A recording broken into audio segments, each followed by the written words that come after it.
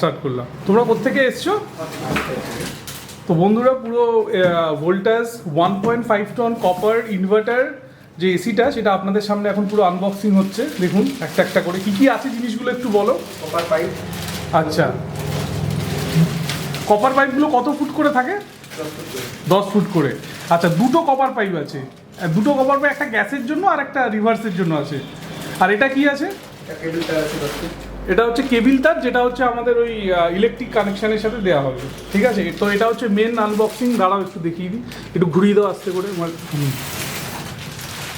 এই হচ্ছে সেই জাস্ট ওর কভারটা খোলা হলো।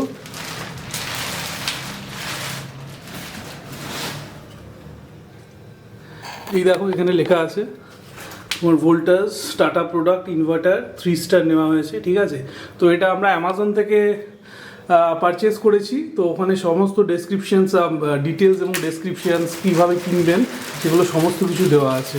ঠিক আছে, তো এটা অ্যাকচুয়ালি আমাদের ফিটিংস হবে 3 তলা। ঠিক আছে, তো কিভাবে ফিটিংস হচ্ছে এবং ওর পুরো জিনিসগুলো কিভাবে ওরা ফিটিংস করছে সেটা আপনাদের সামনে তুলে ধরবো। কারণ প্রচণ্ড গরম পড়েছে, আর গরমে এখন কাজ করতে গেলে এসির রিকোয়ারমেন্টটা সত্যিই এখন একটা বাঞ্ছনীয় ব্যাপার হয়ে উঠেছে। তো আমাদের সাথে থাকুন, পুরো ব্লগটা এন্ড পর্যন্ত দেখুন। এবং আপনাদেরও যদি এরকম একটা রিজনেবল প্রাইসে এসি কিনতে হয় এবং সেটা ইনস্টলেশন করতে হয়, তার জন্য আমাদের সাথে পুরো থাকুন।